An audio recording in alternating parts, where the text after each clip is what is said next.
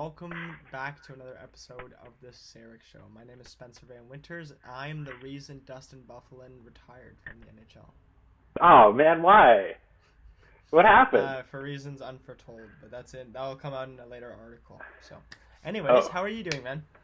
I mean, can we just go back a little bit to that though? I mean, is it like a physical reason? Is it like a legal case?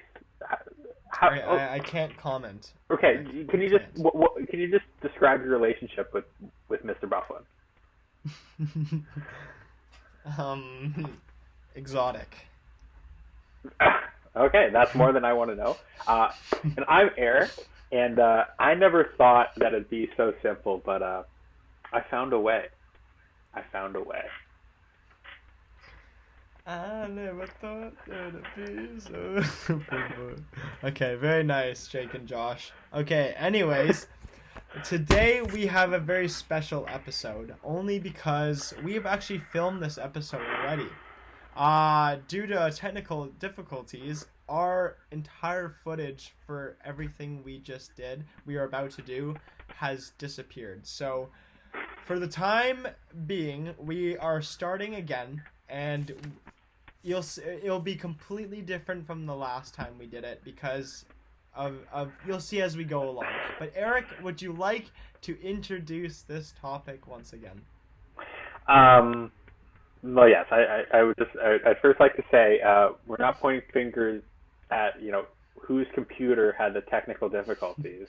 We'll never know, but I'm sure that they feel just super great right now because we recorded for almost an hour and a half, and just it's all gone. But actually, before we launch into our fun little idea, I think we should just quickly recap the updated playoff bracket and the news that came out. Yes, I forgot about the 24 playoff format. That has Yes. been updated. Yes, because we also had It's been to so long. mention this at the start.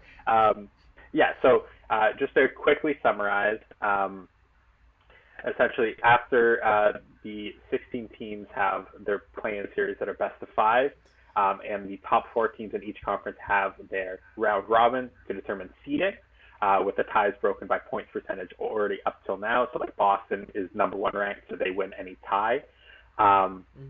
After that, all the other playoff series are going to be best of seven. At one point, they were considering maybe doing best of five because of some restrictions that were in place. But luckily, it's still best of seven, which I think is it's the best scenario. It's at least I think that is the most true to the real playoff format. So I think that'll make it easier for players to wrap their head around.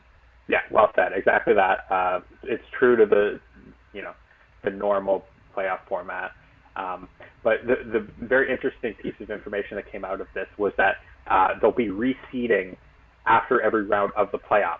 So what that means is that every remaining, so all the remaining teams, the highest seed remaining will play against the lowest remaining seed. So that might not make much sense. So I'll just explain a little bit more. So if Montreal is in the Eastern Conference as a 12th ranked seed, if they upset Pittsburgh as the 5th ranked seed, they would automatically play the best team possible that is still remaining. So whoever wins the play-in round, the number one seed. If they beat that team, then they play the best team available. So there won't be a full playoff bracket that you'll be able to predict matchups and see what would happen before the playoffs begin. This is happening in each conference, and then obviously the last remaining team in each conference fights for the Stanley Cup.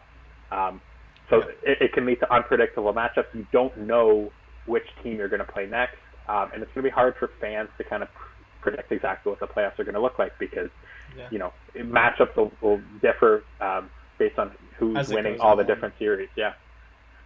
So that's really interesting part of it is I don't think that's ever been done in playoffs where we haven't known what the kind of format will be in terms of teams facing off against each other, because if like you said, if Montreal wins, then they'll be facing the first team, but if they lose, then they'll be probably facing one of the lower ranked teams because of the way that works out. So Pittsburgh would be playing. Yes, Pittsburgh. Mm-hmm. Sorry, Pittsburgh would be playing the lower ranked team because they are a higher seed.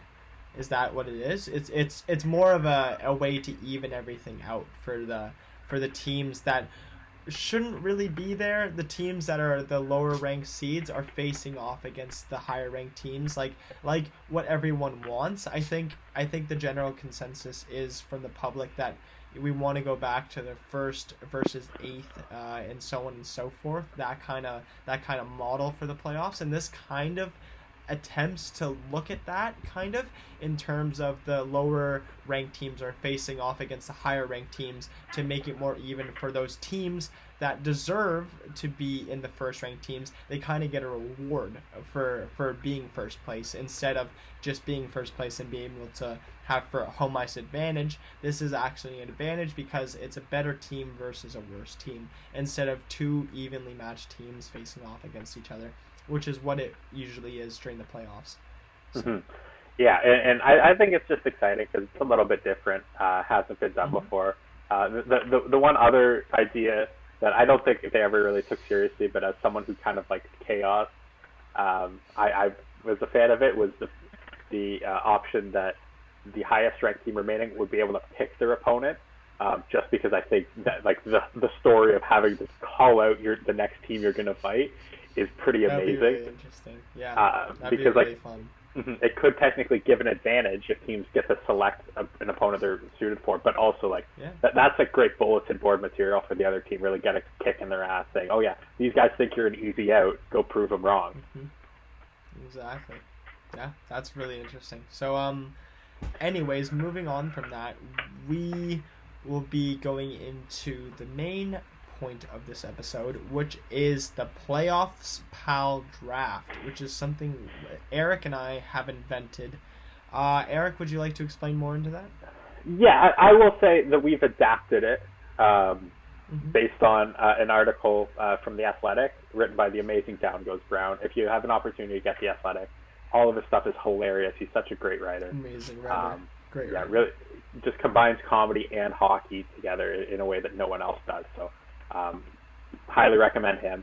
But he started, the idea came for him was back in the day in the Memorial Cup in the 80s and 90s, there was an option to sort of rent a goalie after that goalie team had been eliminated.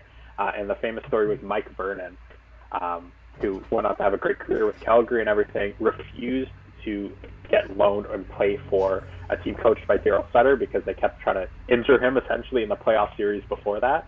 And he would continue to get booed when he returned to that city later on in his career and everything, just for that decision. But it was the idea of being able to kind of pick players from teams no longer in the playoffs to help with a playoff run, which I think we have decided on the name Playoff Pals, which is great. They'll be the pals for the playoff run. So the way this is going to work is each of the 24 teams they're going to pick in ascending order. So from the lowest point percentage, which is Montreal Canadiens, all the way up to the highest, which is the Boston Bruins. And they will pick one player from each of these, or one player from one of the 7 teams that weren't in the playoffs. Haven't made the playoffs, yeah. Or, sorry, haven't made the playoffs this season. Perfect. Yeah, in this playoff format, yeah. So the overall, whatever you want to call it, yeah, exactly. So it's the teams that aren't fighting for the Stanley Cup this year. That's the basis. The players that have a free summer now and aren't doing anything. Exactly. The golfers right now. So, exactly. Anyways, Eric, would you actually like to do this, considering my phone is off right now? Would you like to do the heads or tails to see who will be picking first in this draft? We could do heads or tails, or do you have a coin? Well, we could also just decide to do the opposite of our last draft, which I think would... Oh, okay. Which is, so you had the first pick last draft. I did. For Montreal. So that will go to me in this new format. If you are agreeing with this, I will totally agree. I would love to have the first pick. Spencer, as you know, once again, not pointing fingers at technical difficulties, but I think also just for our sanity, not having to kind of repeat the exact same things, I think it'll be a little bit more interesting if we switch positions here. I think we'll probably publish the results from our first draft, which we completed up till the last round before the video malfunction realizing kind of took place. Our technical difficulties, indeed. So, Anyways, for the first pick, I will be choosing for Montreal, the Canadiens. I will be choosing from the 7 teams. I've chosen Jack Eichel. Jack Eichel is the star franchise centerman. I know, unbelievable. He was considered to be the downgrade of Connor McDavid in his draft year, which is no shortage of anything. I mean, he's an unbelievable player. He puts up points on a really suffering and struggling Buffalo Sabres team. I think he really needs to get out of there one day or another, in order to really show how great of a player he is, because he's not enjoying it in Buffalo. Like we were talking about earlier, what was that quote you heard him say? I don't remember the exact quote, so I'm paraphrasing, but it was something along the line of getting sick of losing, and he would voice that throughout the season as well, which was a challenging one for Buffalo. Yeah, the parallel I can describe it to is the Ryan O'Reilly situation in Buffalo, when he was quoted in saying something along the lines of, I'm losing my love for hockey in the city because Buffalo just I can't play here anymore. And I feel like it does that to a lot of players, the city of Buffalo. And I feel like Jack Eichel, for this hypothetical situation, would love to go to Montreal to be in an original 6 team. He would be the star centerman they're looking for. I think Montreal needs some superpower, some star power up front. Even though they have some amazing skill, having a player like Jack Eichel to distract the defensemen and those star shutdown players on the first lines for the other teams, having him focus in on Jack Eichel instead of their other players like Domi, Drouin, all these other skilled players, Gallagher, all these players that have abilities to score and have abilities to make plays by themselves, but having a player like Jack to distract the other players from them really opens up some options. And having Shea Weber on the back end as a superstar back there, and Carey Price potentially going on a run, I think Jack Eichel would fit the mold in Montreal perfectly. Yeah, I think we should just clarify. I don't think it's the city of Buffalo that's to blame. I think it's the organization and the management systems there. It's probably a lovely city. I've been before. I've enjoyed. Don't want any haters if you're watching from Buffalo. I don't think it's the city itself. Oh God, that's not what I meant. I just meant Buffalo as a city, a hockey city, as the city of the Sabres, the Sabres city. It's a cursed sports town. It really is, and I think that's also incompetent management from the top down. Yeah. Okay. Anyways, so I don't think there's any really debate on who else you could have chosen at first in this draft. So on to Chicago for. It's a slam dunk. Even if it was a different team than Montreal, who is starved for a first-line center, I still think for almost every other team, I think you make an exception and go for Eichel, barring a completely extreme situation, because he's just that good of a player. So on to Chicago now for you, my guy. Yeah, so the Chicago Blackhawks, this was an interesting one, man. Because once again, as the first couple teams, I don't really think personally that they should have been included in the playoffs. So I don't think they're as great of a team. And Chicago, to me, really has a need on defense. And there were a couple good options, but there wasn't a clear-cut top defenseman available here. But I decided to go with cup wins and experience and go with Drew Doughty, which I think would be ironic in this situation based on how many memorable playoff series he had with Chicago and the rivalry he had with the guys like Taves and Kane. And Duncan Keith as well, who I think he'd be matched up with on their defense, because their defense is looking it's in some pretty bad shape, especially with Seabrook out for who knows how long. Yeah. And their offense is looking. It looks all right. They rely on a lot of young guys like Kirby Dach, Strome, Nylander, DeBrincat, and Dominic Kubalik as well was great this year for them. Yeah. Had that amazing batting out of the air goal against the Leafs. Oh man, that was a heartbreaker. but I don't see them having so much trouble scoring goals, but just having another stabilizing force, legitimate NHL defenseman, and a top pairing one at that with playoff experience. With a team already loaded with playoff experience. I mean, Keith and Doughty, that's a Team Canada pairing from like the Olympics, right? Like you would take that as Team 100%. Canada from a couple of years ago. They're a little bit older now, but I still think for Chicago that this is probably their best case. Yeah, one of the only problems I have with Doughty is he seems to take a lot of penalties, especially because he gets very hot-headed and very heated very quickly. I mean, he's very passionate, which is what you want in a team, especially like Chicago, to really ignite the room. But also at the same time, if he's taking penalties at bad times, I mean, I remember I was at the World Cup of Hockey in Toronto, the finals, Team Europe versus Canada, and it proves my point exactly. When everyone started celebrating for Canada, Doughty came out of the penalty box. He was in the penalty box the entire last 2 minutes of the game because he took a bad penalty at the end, and that can cost your team, especially if they're like Chicago or like LA, which don't have the best defensive structures right now and can give up goals on the penalty kill pretty easily. I'm not really sure of their numbers on the penalty kill or the power play, but I can't help but just notice that you're better off not on the penalty kill when you are. You know what I mean? So.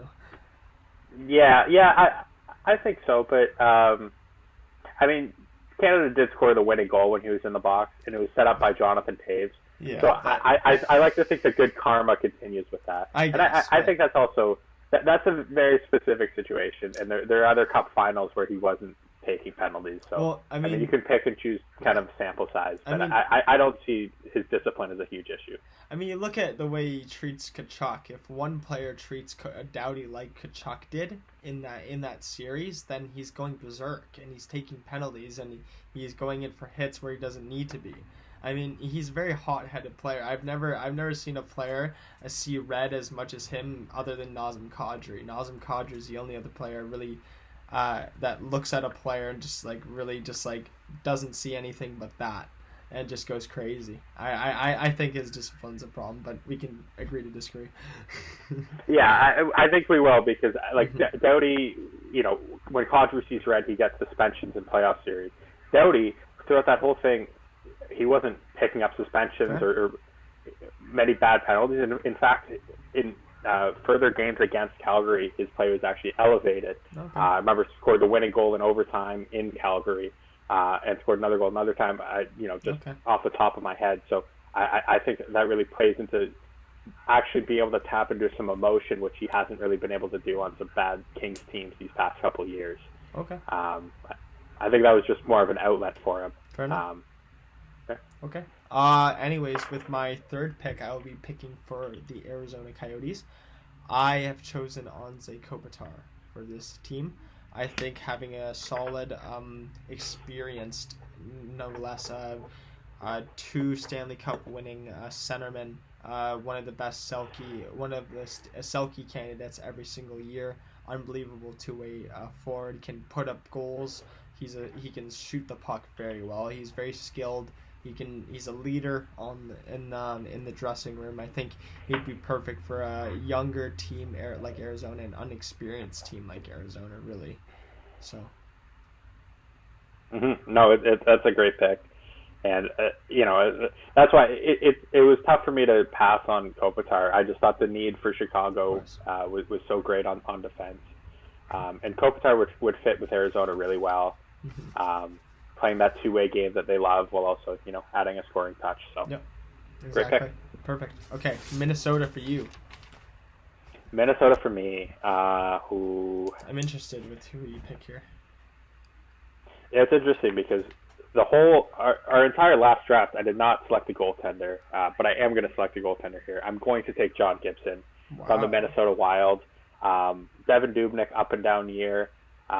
His wife was dealing with something. Hopefully that's been better now, but it seems like they're going to head into the playoffs with Alex Stalock as their starting goaltender, and I just wouldn't be comfortable with that. And with there being someone with John Gibson's pedigree out there, it's sort of a no-brainer to me. With already a really, really solid defensive team, it's hard to score goals on Minnesota. They've got some great defensemen there, and just being able to, John Gibson's been playing for years in front of a very poor defensive team in Anaheim and standing on his head. Yeah. Being able to be a little bit more of a sheltered environment and everything would really, I think, help him out with his confidence too, that he's not getting shelled every time. He's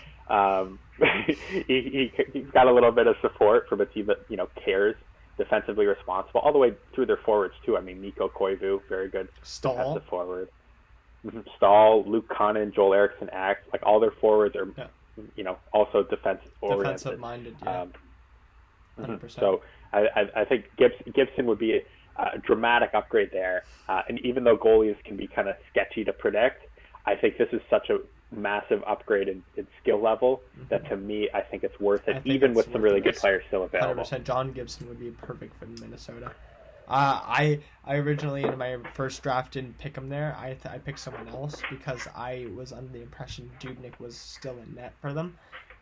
But if he's out, then there's a massive hole there, and I think that needs to be filled immediately. So John Gibson's a brilliant pick. For Winnipeg, I will actually be choosing Erik Karlsson. I have chosen him due to the fact he's a right-handed shot defenseman. I think Winnipeg would really use that. He's skilled. He can put up points. He's one of the best visions of any defenseman I've ever seen. I think putting him in an offensive, touted situation like Winnipeg, who focuses a lot of their game on their offensive ability, like Scheifele, Laine, Ehlers, not Trouba, sorry, what's his name, Kyle Connor, all these different guys for Erik Karlsson to outlet his offensive ability to them on the power play, on the penalty, like not on the penalty kill necessarily, but just being able to move it out of his zone to players like that, I think would help him a lot. I mean, in San Jose, I think he does have skill with him, but not in the same way as Winnipeg does. They don't have those same weapons that I think Winnipeg has, and I think Winnipeg's even offense, some of the players are very responsible defensively, which can help with Karlsson's tendency to make offensive plays and jump up in plays. So I think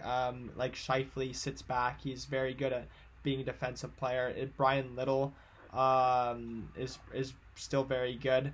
There are a bunch of players like that can really elevate Karlsson's game, I think.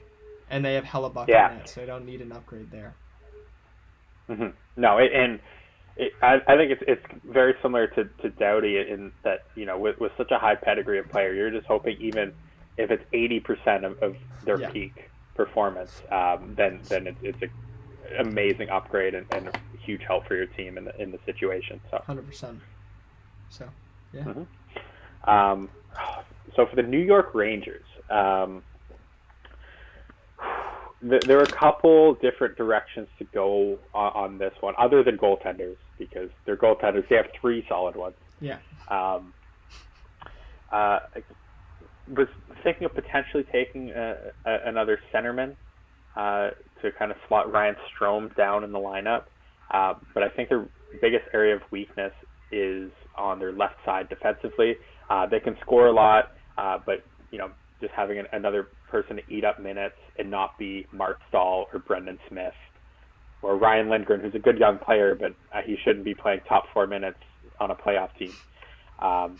So with that being said, and this is due to handedness as well. I try not to always make picks based on this, but I think it slots in really well. But I think it slots in really well is Thomas Chabot, who averaged 26 minutes a game this year for Ottawa, a very poor team, but still be able to show off his offensive creativity.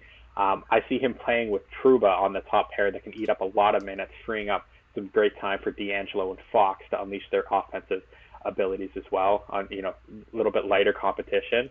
And man, Chabot is so dynamic. He was a star for Canada at the World Juniors, eating up minutes there. He's been eating up minutes for Ottawa as well.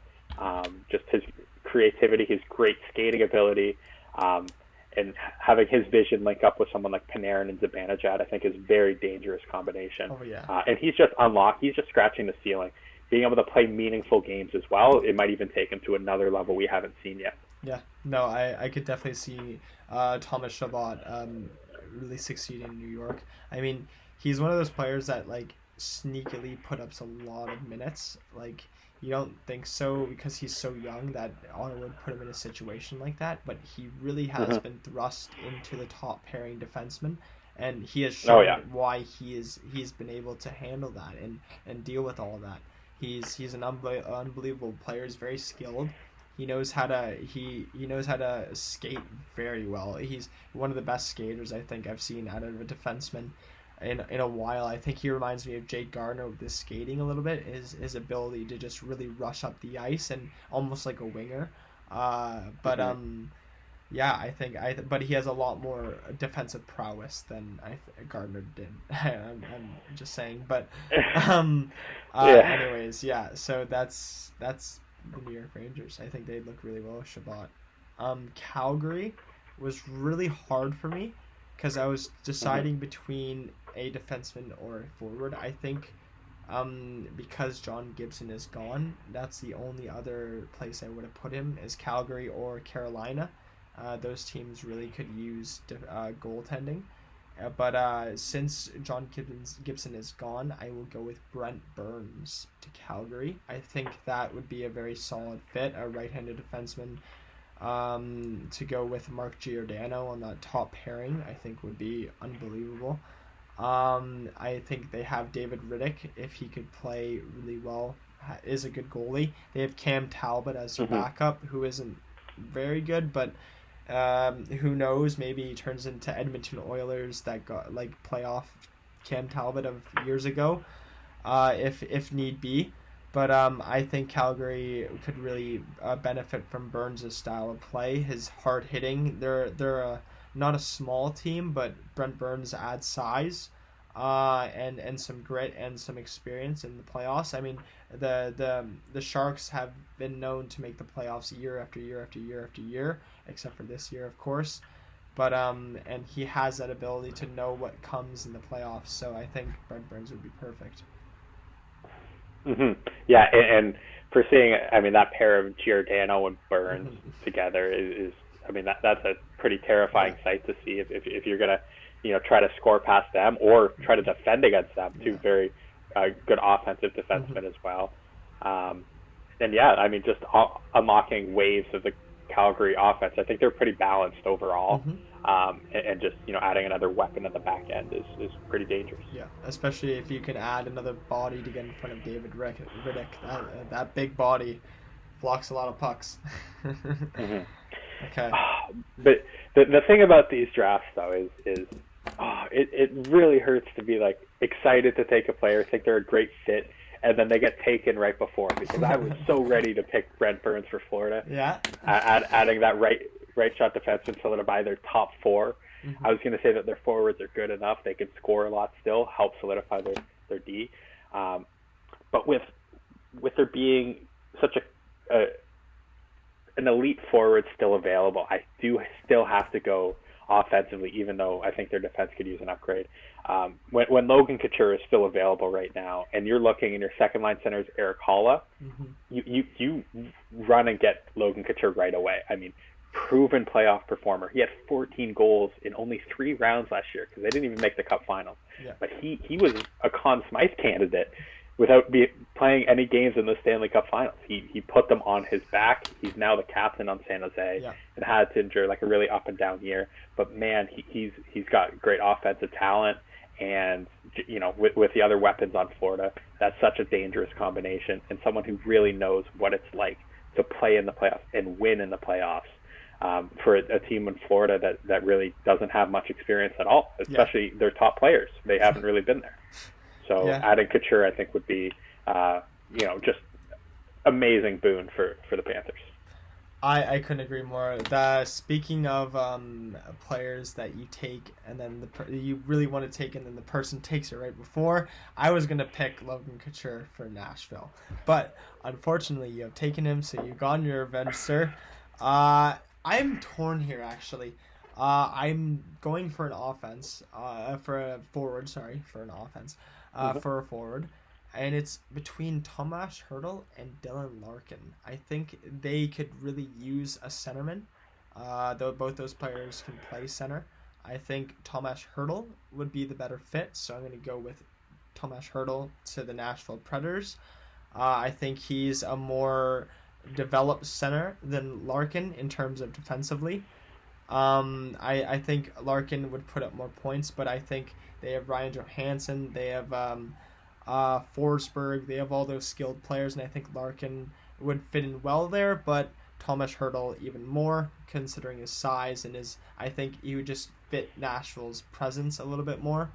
And I'm going with him. No, I mean that's he's a very underrated player. I would say like he's always puts up points, very high skilled. I mean he was a late addition to the All-Star game even this year, and he dazzled there. Yeah. Scoring a couple nice goals. Like he's got the high end skill, and could add that game breaking offensive talent that Nashville's kind of lacked. Yeah. And they've been a team that, man, after their year they went to the Cup Finals, they looked lazy in the playoffs, got eliminated by the Jets. Yep, they got Duchesne. Oh my god. Yeah, but they looked lazy that year. Got eliminated by who did they get eliminated by last year? Who? Nashville? Yeah. Oh, it was Dallas. It was by Dallas. They got upset by Dallas last year. Looked lazy in the playoffs as well, and looked very unmotivated throughout this whole regular season. Even after they fired Peter Laviolette. So maybe an injection of skill like Tomas Hertl is the kick in the ass they need, because their window is closing, and they need to kind of have some results to show for it at this point. Yeah, I totally agree. Your pick with Vancouver. Oh, this is a tough one. Because there's not a clear cut. I think we probably passed the zone of super elite talent, I would say. Mm-hmm. And now I think it's more about finding the exact right fit for certain players. And when I look at Vancouver, I mean, goaltending, they're solid. Yeah. Markstrom and Demko, who has the potential. Defensively, I think they're in a pretty good spot. I really do. I think because Hughes is going to keep getting better. Edler and Tanev is a great shutdown duo for them. Myers, while he's not worth his contract, I mean, as the price for free agents, he's still been pretty good for them. Troy Stetcher's underrated. So, they've got good pieces there. And offensively, they got a lot of firepower. Oh, yeah. If I was to add a forward, I'd want someone with a physical edge, and who could still put the puck in the net, play with great players, has produced with great players. Oh, God. So I'm going to go with Evander Kane. No! Because Evander Kane, man, if you look at the top forwards for Vancouver, he would be able to go out there with Pettersson. Pettersson's not going to be pushed around out there. Same with Besser. He could be with Horvat as well. JT Miller's out there on one of the other lines. I think it just adds a whole other dimension to their attack. He's one of the prototypical power forwards left in the NHL. That kind of has been a dying breed, but Evander Kane is kind of still living up to that standard. Able to throw the body and score. So I think Vancouver would be very happy. He's a Western Canadian boy as well. I think he played for the Vancouver Giants in junior. Yeah, I did hear about that. I think that's correct. So I think that a little bit of a homecoming for him as well. And man, that's, to me, I think it's a really nice bet. Yeah, I was going to pick him from Toronto just for the same reasons, that even though they have such a potent offense, adding a player with his physical stature and his physical abilities and the ability to put the puck in the net. Man, he can score the puck, but he drives. He's a definition of a power forward. And I think Vancouver and Toronto could benefit from that a lot because they have the skill, but the ability to drive the net and really push your way around is what Toronto and Vancouver need. And I think Vander Kane fits that bill perfectly. So that leaves me with Toronto. And just to add quickly, Spencer, sorry. Vander Kane not only played for the Vancouver Giants and won a Memorial Cup with them, he was also born in Vancouver. So it's literally a home. It's nice. Yeah, exactly. So, Toronto having this pick is amazing, but it's not really who I want to pick. But it's kind of fulfilling a need that Toronto has on the right-hand defenseman. Toronto, I am going to pick Rasmus Ristolainen. I'm sorry, guys. I just believe that the big net front presence is what we need. He can push his way around. He's a strong guy. Good offensively, from what I remember watching him. He may be a bit of a project, but I think that he could fit in really well on not even on the power play, but on the penalty kill for Toronto and really fulfill that role of staying at home. I feel like we have a lot of rovers already, and Ristolainen, if he could just really sit back on the D and really become a stalwart and use his long frame to like stop zone entries and try to focus more on his defensive game and let Barrie, Muzzin, even him playing with Muzzin would be unbelievable.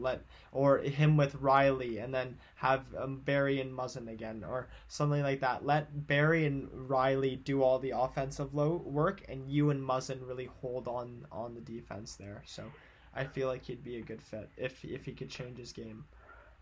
Man, what about my boy Justin Hall? Okay, I love Justin Hall. I think he's great with Muzzin. $2 million wonder. But hey, if you're adding Ristolainen, would you rather Hull over Ristolainen? That's the real question. I know. Just a little bit of respect to mention his name would have been nice. That's all I'm saying. Fair enough. He's got nice form now as well. So. Oh, he's such a solid dude. I mean, fighting through with Babcock and everything. But yeah, Ristolainen, I think he is sort of a risky player. Yeah. But I mean, Barry's risky as well. So I mean, he does have a great slap shot, which the Leafs are kind of lacking on the back end. You know, more of a physical player. One of the top hitters in the league. So get someone out of the front of Freddie's face too. I feel like he could do that. I mean, he's a strong guy. He's big. If we could just move someone out of Freddie's way, I feel like that's a big problem that we've had for so many years. Like the best player I can remember doing well at it, like in the recent years, is Pollock, and Pollock wasn't very good at it even. Do you know what I mean? Like that was the guy we were like, oh, he could push people out of the way in front of the net. But wait, are you saying that Martin Marincin isn't good at moving people out of in front of the net? Oh my God, he's horrible. Is that what you're saying? But are you saying that? Do you remember when he cost us the playoff series against Washington when he couldn't do that? No, because I do. It's just there's you're proving my point exactly. We need a player that is able to move a player in front of the net, and I think Ristolainen could do that. Yeah. So. Yeah. Okay. Columbus. The Columbus Blue Jackets, the Leafs' opponent in the play-in series here. Indeed. To me, I'm thinking immediately help up front. Yeah. Because offense. Getting offense. I mean, Artemi Panarin is a replaceable player. An irreplaceable player. You can't hope to replicate what he brings to the table. But then even losing Duchesne and what he was bringing for their playoff run, they don't really have that. Pierre-Luc Dubois, I like him as a player, but he needs some more help up front, and especially at center. So I'd like to add Dylan Larkin, who's a great young player. He's got lots of speed. I think he'd look great with Atkinson, who's another speedy player, or someone like Bjorkstrand as well. And he can also reunite with Gustav Nyquist, who we played a couple years with in Detroit. Yeah. So he already has that connection. To me, I love Columbus's defense. They just need a little bit of scoring touch. Mm-hmm. And the scoring touch, and especially at the center ice position. Yeah. So Dylan Larkin is a pretty nice fit for Columbus. I think that works perfectly. He adds speed automatically. I think that's a big up for Pierre-Luc Dubois to have some speed, even if one of them plays wing. I mean, Dubois didn't start playing center until later in his junior career, his draft year, I believe, and in Columbus. So I think him and Larkin would look good together, or even having that 1-2 punch of them is better than what they have already. It adds a dynamic to their offense that they didn't have before with having multiple lines to really attack you with. So I really like that pick for Columbus. With my pick for Edmonton, I went along the same routes. If you didn't pick Larkin, I was going to pick Larkin for Edmonton due to the fact it's kind of the same reason why they got Anthony Ciu. It's kind of a cheaper version of Larkin in the sense that he's a fast guy that can play with McDavid, which is what I think they let Larkin do. Let him play wing with McDavid or Draisaitl. I mean, there's no way you're having those 2-3 guys all at center. So I think he'd have to move him to wing. But because he's gone, I'm going to go with Bertuzzi from Detroit. I think he's an underrated player, and I think he'd fit well with Edmonton's system with the young, skilled players and smaller players. I mean, Bertuzzi has some scoring touch to him. He made the All-Star game this year, I believe, for Detroit. I mean, someone had to, but still, I think Bertuzzi has some underrated skill, and I think he'd look good in Edmonton due to the fact that their goaltending with Smith and what's that Russian guy's name? I forget his name. Koskinen. Yeah. Mikko Koskinen. Oh yeah. I think he's Finnish. Yeah, whatever. Sorry. Yeah, you're right. He is Finnish. He definitely is Finnish. But Koskinen and Smith, I don't think you really need to upgrade your goaltending. Defense could use some help, but when can it not with Edmonton? But adding to that offense would really help, I think. Yeah, and it's funny though because Edmonton. I mean, there are areas we're not entirely comfortable with their forwards, their defense, or I mean, I don't love their goaltending. Me neither, but it's better. It's probably the most stable position they have out of all three. Yeah, and you know, once again, a lot of times in the playoffs, it's not the best goalie who wins, the one with the most talent, the most skill. It's the one who's just playing the best. Yeah, exactly. See, I thought you were going to go with someone else, and I was getting ready to take Tyler Bertuzzi on the New York Islanders. Okay. But I'm going to continue our streak of Red Wings, and specifically their top line, and take Anthony Mantha, big player who has a great scoring touch. I mean, 38 points in 43 games in this shortened season. And even when he was back from injury, he was kind of hampered. I mean, he's 6'5", and knows how to put the puck in the net, putting him with Barzal. Just, you know, the Islanders have great defense. Their goaltending solid, that whole system. They just really struggle. I'm pretty sure Mantha's a right winger as well, and he's a left shot on the right wing. So it gives Barzal a whole new option on that right side to open up for a shot, like to open up for a pass to a shot, to a receiving shot. I mean, we've seen so many times with Detroit how he's always open on that one-time shot, kind of like who was it? Hayden on the World Junior team for Canada. How on that power play he'd kind of be on the right side with that OV one-timer with the left shot on the right side, and it kind of reminds me of that with Mantha. Yeah, well, I mean, Barrett Hayden was the centerman, but but he'd play on the right side. It does go to show that it is easier to take it from an off wing. Yeah. And kind of the similarities between him and Larkin as far as their speed and creativity off the rush, already kind of knowing how to play with a player like that. And I think Barzal would love to have a player with a little bit more of a goal scoring pedigree to go alongside him. I totally agree. Yeah. For Dallas, I have chosen Kyle Palmieri. I think he'd fit in really well with that offense. I think he's an older player.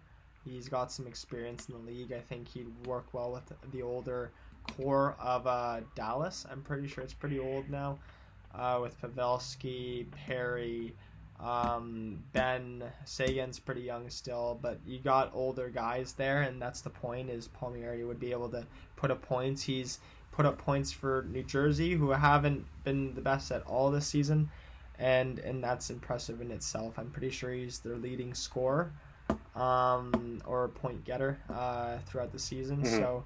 So I think that'd be a really big addition for Dallas. I can honestly see Palmieri even like possibly being a real position, a real place he would fit in. Palmieri would fit in Dallas really well in real life. I think that would be a good opportunity for a trade if Palmieri is ever on the trading block and Dallas can try to figure him out. I think that would work really well. Those types of players and in that system there. So. Yeah, no, I think he definitely plays. He's capable of playing at the Dallas style of defensively sound game, but he also has a hell of a shot. He can really rip it, and Dallas needs goal scoring more than anything else. Yeah. So it makes a lot of sense. Yeah. Oh, okay. Carolina. So I'm tempted here. I really am.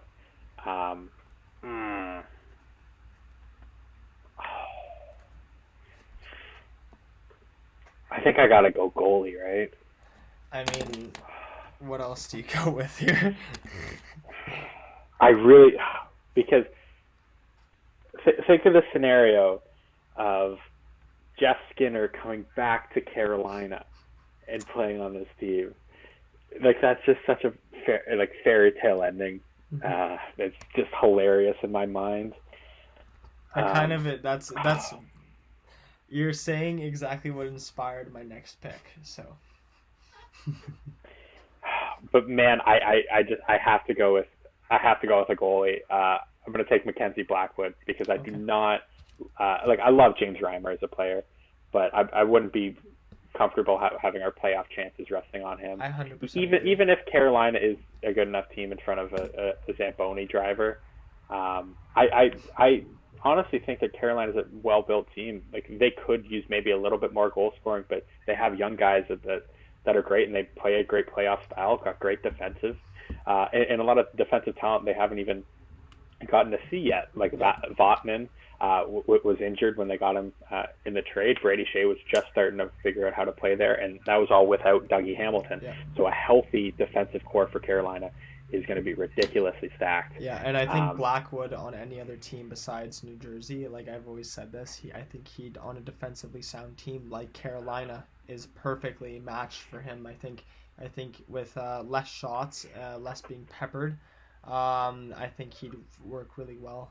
And he has a solid save percentage while being absolutely demolished with New Jersey on a night to night basis. But with Carolina with a little bit more stability, I think you're right. I think Blackwood would be a perfect fit there.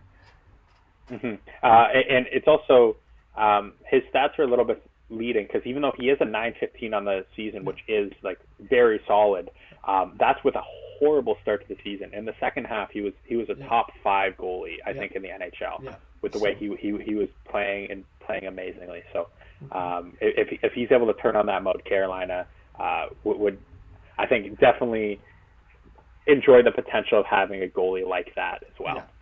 Yeah, definitely. I mean, I've always loved Blackwood. I've always been a fan of him since he was with Barrie. I've always found him to be a really interesting prospect, and but now he's made it up with New Jersey. I think it's only up from here, but the team needs to get better around him. But anyways, going off of what you were saying earlier with the possible Jeff Skinner back to Carolina, I'm gonna go with Golden Knights will be choosing Nikita Gusev.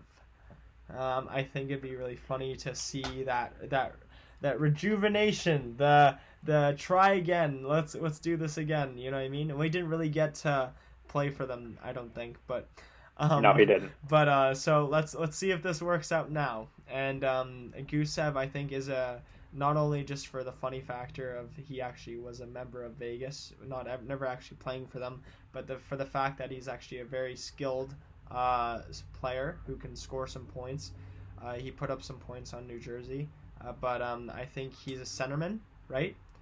And or a winger. He's a winger. He's a winger. Right-handed though, I believe, and I think he can put up points. And with Vegas, I think they could use a forward, and I'm gonna go with Nikita Gusev. Mm-hmm. That's interesting because it is a different season, but there were talks as well that he they didn't know exactly where he was going to slot in for them last year. Yeah. And I haven't seen them play as much under Pete DeBoer, even though I don't think they should have fired Gerard Gallant. But I'm not sure if he really is the type of player that goes on the heavy forecheck like Vegas does, really team oriented. He's a very high skill player. Yeah. But that would be kind of an interesting style. I feel like that would add some variety to the team, though, don't you think? Like having all those players do all those things the same, it adds to the dynamic of the team. But having a bright spot even, or like something that really like makes the opposition like think, oh, they're different. They're different with this player on the ice than they are usually. I think that's an advantage, if anything. I think having an extra skilled player to be like, oh, he plays differently from their regular style play. Not to say that would mess up with the other players. I mean, I'm sure they're all skilled in their own rights that they could figure it out. But I think that having an offensive player and a really skilled player might actually help them more than mess with their dynamic of the team. So. It's one of those things that it could happen it's either high way. Risk, it high could, reward, but but high risk. It could also go really badly at the same time. So. Mm-hmm. Well, it's that thing. Like maybe bringing this type of player will, create add that new dimension to their attack, and that's potential. Or maybe he just doesn't click with the rest of the team. Exactly, that's the problem. That's what would happen. Just for me personally, I'm not a huge fan of the Vegas defense, so I would have been looking for an upgrade there. But Gusev, highly skilled, and he really, once he adapted to the NHL game, he really kind of picked up his production as the season went on. So he's an underrated player, I think. Yeah, I think so. Okay. Pittsburgh Penguins. Pittsburgh Penguins. Ooh, okay. So, man. This scenario really excites me, the possibility of this happening, because when I look at Pittsburgh, especially a healthy Pittsburgh, which they weren't all season, I mean, they were battling through with so many injuries and still keeping pace in the league's hardest division. Yeah. I think offensively, when everyone's healthy, because Gensel should be back, having him and Zucker to play with Crosby. Malkin's got his wingers. Rust, who unlocked a new element to his game this year. Jared McCann, who was great. Bugstad, who was, missed most of the year as well, is also going to be back. And they added additions like Marlowe as well, Brandon Tanev. Yep. They got great checking forwards. But defensively, they're still employing Jack Johnson on the back end. It's great that he's making money because his parents screwed him over, made him go bankrupt. But, come on. That's the obvious weak point to me. And I would choose Rasmus Dahlin because having such a highly skilled player to add to that offensive attack, someone with the creativity and the IQ that could only be matched or exceeded by someone like Crosby or Malkin. Yeah.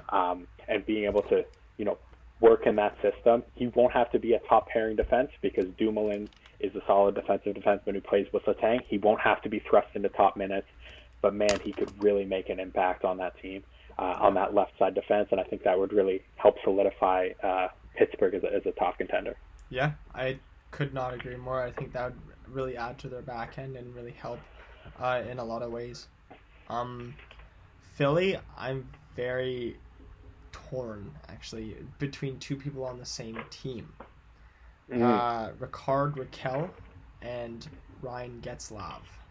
I think those two players could add some differences in the way they play. Obviously, Raquel's a lot more skilled and smaller, but I think Getzlaf fits Philly's kind of dynamic more, and I think he can still put up points. And he's we were talking in our past draft. When you selected Getzlaf, that he kind of reminds you of Jason Spezza 2 years ago. So just before he started to lose his feet a little bit. So he still has those hands, he still has that shot, and still has that IQ, but is slowing down a little bit. But I think on Philly, he can still hit. He's a large body out there. He's a centerman. He's experienced. He's played for Team Canada. He's an unbelievable player. And I think he's a veteran and a captain. and a leader in the room. So I think that adds to a lot. And Philadelphia, who already are a great team this year and really surprised a lot of people, I think adding Ryan Getzlaf would really help them. Yeah. No, I mean, I think Getzlaf's a great fit because ever since Giroux switched to the ring, they really lacked that third line center or second line center, depending on where Kevin Hayes slots into things in your mind. And yeah, I mean, he can still move the puck really well, and they've got some great goal scorers. Adding a playmaker to the mix would only help. And he can still, when he wants to, man. I mean, he always picks up more assists, but man, he can shoot the puck. He is one of the most underrated shots I've ever seen. It's very, very powerful. It's like a hard shot. It's not not the fastest, but it's hard, and you can really tell the power behind it. It's a fun shot to watch. He's so big too. It's so interesting to see that guy just move around the ice. Oh yeah, no, he has like a very distinctive skating stride. Like it looks smooth, but like a bit like a bit off. Yeah, but it looks right but wrong at the same time. Exactly. Yeah. Anyways, your pick with Washington, good sir. Oh man. Washington is one of the toughest teams for me, just because it's tough to find a fault in their roster, which is something I'm going to keep in mind when like trying to predict who's going to win the cup. But because it's just really like their offense, their top lines and everything. I think defensively, there could be a slight upgrade on the left side. And with some of the players left, I would draft Hampus Lindholm. Play on that left side. I mean, he can even go with Carlson if they need him to, or he can play with some of the other defensemen in their lineup. But he's just a solid top four defenseman who can move the puck up to their forwards and also has enough defensive acumen to be able to shut it down on the other end if he needs to play that role. He's a very adaptable player that I think pretty much any team could use a player like him. He's not going to cause many problems. He can chip in offensively. He can move the puck up the ice. So I think Lindholm, at this point, it's just like it's an embarrassment of riches for Washington. So like this is just another thing to kind of put them over the top. Yeah. Just on the same like kind of strand as Hampus Lindholm, what do you think of Cam Fowler these days? I haven't really heard very much from Cam Fowler. Fowler's an interesting case because he's put up some really good offensive numbers. I always assumed he was a great defenseman. You know what I mean? Whenever I think of good defensemen in the league, Cam Fowler has always been named that has been kind of a stonehold in the NHL for a while, but he kind of just dropped off all of a sudden. Yeah, well, Fowler, I mean, he started for Team USA at the World Juniors. I think that's where he got a lot of name value and recognition from his time there, and a great junior star as well. He was a top 10 pick, I believe. So he's kind of highly touted from the start, and he has great offensive gifts, but he's also kind of struggled to back it up on the other end. And I think Lindholm would definitely be seen as on a higher level for Anaheim as well. Like he would be seen as the top pairing defenseman, and Fowler as the second pairing. Okay. So dynamic offensively, but still some issues with his defensive game that his offense can't quite make up. Yeah, because I just hadn't heard of him. I was just wondering if he knew very much. Okay, interesting. Tampa Bay. I'm going to go with a very interesting pick. When I think of Tampa Bay, I think of an amazing offensive team. So I don't need to touch that. Don't need to touch the offense. I think of a fantastic goaltending team, like a team with fantastic goaltending, right? Curtis McElhinney. That's he's good. He's good. McElhinney, man. I know McElhinney as well. That's what I mean. He's good. He's like, you make a joke, but he's actually very good. He is. And so defense, I have chosen P.K. Subban as the Tampa Bay Lightning's newest right-handed defenseman right-handed shot defenseman. I can't speak. Okay, so Tampa Bay, I think P.K. Subban has slowed down over the past couple of years. I think it's fair to say. Being on a team like Tampa Bay, filled with so much talent already, and under John Cooper and playing with maybe Victor Hedman, which would be unbelievable for a player like Subban, who needs that ability to not feel like he's shutting down the play every single time. I feel like he needs to have that freedom offensively, like Barry does at some points, like where he needs to be able to roam the zone. He needs to be able to move in the way that PK Subban moves, instead of a very structured system, which is what he's been doing in Nashville and New Jersey over the past couple of years. I mean, in the best highlights you see of PK Subban are of him in Nashville and in Montreal doing the things that PK Subban does, where he takes the puck for a rush and he does all his fancy stuff. That's what PK Subban is. And I feel like because Tampa Bay has a player like Hedman on the back end and players like that who have those defensive stalwarts, that would allow PK Subban to really flourish into the player he used to be. But that's all speculation, of course. But obviously we don't know what would happen. And obviously being a really good player already. I mean, he's a great player when he's playing on to his full potential. He's a great player.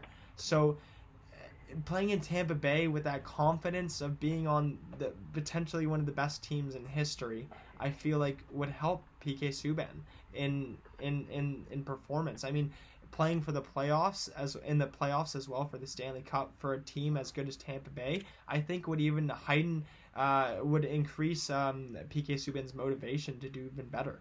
I mean, I feel like it would drive him even more to prove everyone wrong and be like, I want to win this cup right now. And I feel like that's the kind of player Subban is. So, who knows? No, and I think logistically, it makes sense what you're saying. Yeah.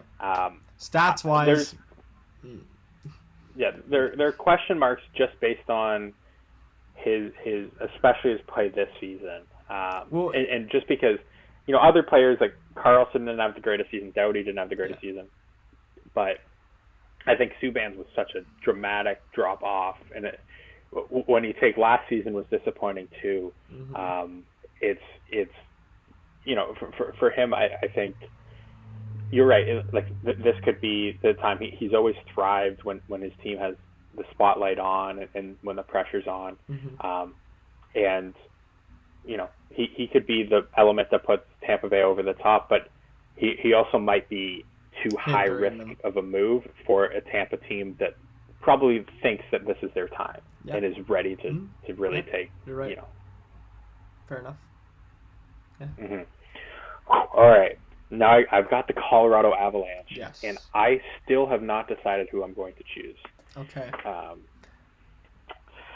Because we're getting into the end here. Yeah. And is your stuff still recording? Yes, it is. Yes. Hey, hold on. We're not pointing fingers, obviously. No, definitely not. I initially thought that they would want to add a defenseman because reading the Avalanche media and everything, it seemed like they would want just another defenseman just to help lighten the load for some of the younger guys. Yep. But they already have such a strong D core already. It's hard to really mess with that whole system they have going. Right, and they have a lot of good forwards. Not sure how high echelon the forwards really are, but they're players that are able to adapt to situations. And because there have been so many injuries, especially at forward for Colorado this season, it's hard to tell exactly if that kind of needs any fine tuning. Mm-hmm. So I was almost going to choose a forward. And if you do not take this forward in the next round, I am 100% going to take him for Boston. However, I think I'm deciding now to go back and switch to a defenseman in the draft here, and I think.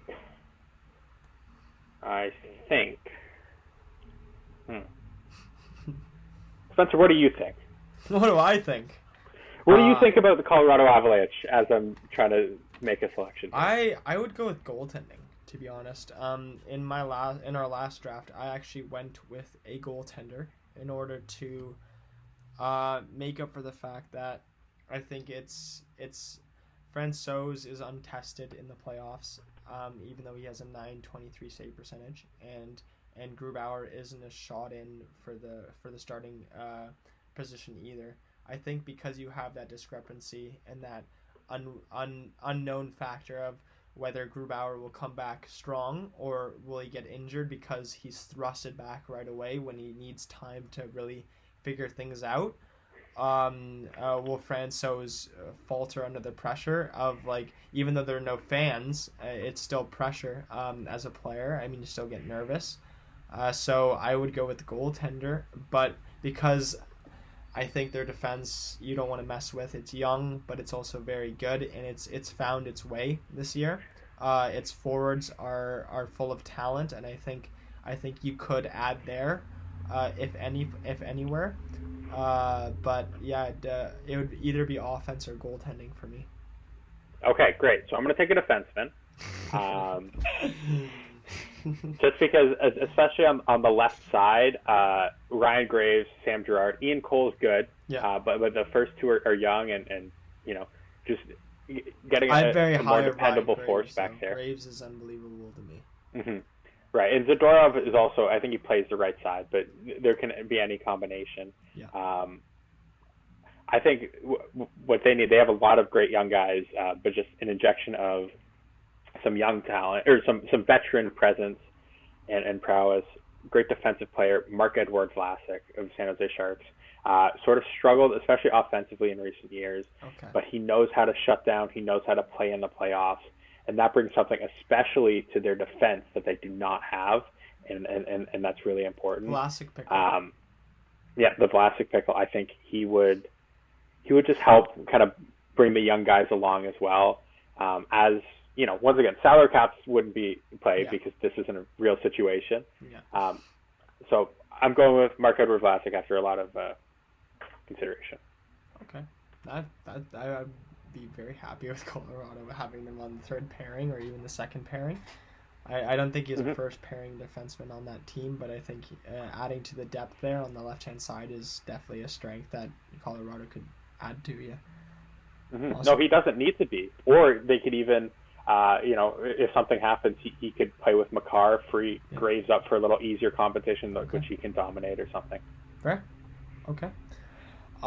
St. Louis. I will be going with a forward known as Jeff Skinner. I think he is.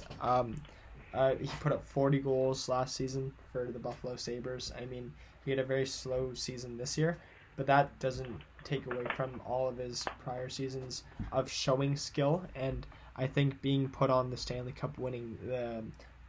former Stanley Cup winning team would help with his confidence and rejuvenating his love for the game. Also playing with Ryan O'Reilly. I'm pretty sure they played together in Buffalo once. Did they? Because Skinner if they didn't first season overlap, was last. then I'm confusing something, but I just would have thought that would have helped with transitioning over into the St. Louis team. But I don't know. I just think that St. Louis adding Skinner would add to their offense of Shen, of Tarasenko, of O'Reilly, of all these great players that just like adding another player like Skinner on the third or second line would just make their depth so much better, and their defense is already good. Binnington is a solid goaltender. He's shown in the playoffs to really stand on his head when he needs to. He's kind of like Matt Murray of when he won all those cups with Pittsburgh, how he could just really just go in the net during the playoffs, and you really just knew you had a stalwart back there. So I think St. Louis just really would want to update their scoring a little bit, and Skinner could do that. Yeah, Skinner, a bit of a down year, but he won't be as called upon as he was with Buffalo, being a guy that like they need to score goals or else they're not going to score, which is a tough position to be in a lot of the time. So that's my last pick. Now, Spencer, remember when I said that there was a forward I really wanted to take for Boston? Yes. I'm very happy because he has not been taken, and now I get to take him. And even though, as a Leafs fan, I'm not supposed to like Boston. In this case, I'm a little happy because this situation, it seems like such a nice fit to me. Okay. It is Timo Meier of the San Jose Sharks, who even on a down year, as someone who owned him in fantasy hockey knows, he did end up with 49 points. He had 30 goals last year, 15 points in 20 playoff games in the playoff run before. He's a good power forward on the right side. Yeah, left hand. The left hand on the right side, and is someone that can add an offensive element while still playing to the Boston Bruins style of hockey. Definitely. To grind him down, power forwed. He was great on Halifax all those years ago. He put up all those goals for Halifax and really showed he muscles his way into the offensive zone, which is what Boston does, like a Krejci kind of player, like a David Krejci, David Backes, like kind of those kind of players where they just like use their physical abilities and attributes to really maximize their offense. So yeah, well, I think he would just really be able to add an extra punch for Boston for a team that was pretty much on top of the league all season long and doesn't really need that much to really put them over the top. Just adding another scoring threat like Meier, who was still able to produce while on a pretty bad San Jose team this year, and is a young guy who's going to keep getting better. So, Timo Meier. I 100% agree. So, Eric Sislak, we have finished this draft. So, if you wanted to run through your players very quickly, just to kind of summarize everything, that'd be awesome. Do you want to go pick by pick? Oh yeah, sure. So first overall, I have chosen Jack Eichel. Second overall, Chicago Blackhawks have selected Drew Doughty. Very nice. I've chosen Anze Kopitar third. Great. Minnesota Wild take John Gibson. Winnipeg has chosen Erik Karlsson. New York Rangers, Thomas Chabot. The Calgary Flames, Brent Burns. Florida Panthers, Logan Couture. Nashville Predators, Tomas Hertl. Vancouver Canucks, hometown kid. Well, more hometown man, I would say at this point, Evander Kane. Toronto Maple Leafs, Rasmus Ristolainen. Yeah, a lot of Leafs fans are going to love that. Oh, yeah. That's actually, our mutual friend Shields, and he's been pushing for the Leafs to get Ristolainen for a while, and then he had to kind of realize this year when he had a down year. But anyway, Columbus Blue Jackets take Dylan Larkin. The Edmonton Oilers select Bertuzzi from the Detroit Red Wings. We should say Tyler. Tyler Bertuzzi. I couldn't remember if it was Todd or Tyler, so I didn't want to say it. No, Todd is kind of a really bad human being. Okay, never mind then. No. Well, do you remember the Sucker Punch? No. Oh my God. Never mind. He okay. We'll look it up. Another after, episode. Yeah. Another topic for it was a crazy thing. New York Islanders would take Anthony Mantha. Yeah. Dallas Stars take Kyle Palmieri. Carolina Hurricanes take Mackenzie Blackwood. The Vegas Golden Knights select Nikita Gusev. Pittsburgh Penguins take Rasmus Dahlin. Philadelphia selects Ryan Getzlav. Washington Capitals take Hampus Lindholm. That's a good pick. Tampa Bay Lightning select PK Subban. Colorado Avalanche take Marc-Edouard Vlasic. St. Louis Blues select Jeff Skinner. And the Boston Bruins, Mr. Timo Meier. As the last pick in the playoffs pal draft. That's what we're going to call this. Yeah, the PPD. The PPP. The PPD. It's getting late. It's also 11:50 p.m. if you're wondering. Yeah. Okay. So anyways, that was really fun actually. I really enjoyed going through all the different players. That was a really interesting way of looking at how things could potentially be doing in a fantasy world. So yeah, and I mean drafts are always fun just to do. hopefully we'll be able to think of some other fun topics to do drafts on. But yeah, I thought it was interesting that the second time we drafted, there were only 2 picks that were the same, and one of them was the first pick, which was obvious. Yeah, exactly. So very interesting. So, anyways, that has been another episode of the Seric Show. My name has been Spencer Van Winters. Your name has been. Did you change it legally? Oh my God, I'm very tired. My name is Spencer Van Winters. My name is Eric. And thank you very much for watching. Like and subscribe, right? We're supposed to say that. Like and subscribe. Have a nice evening. Bye.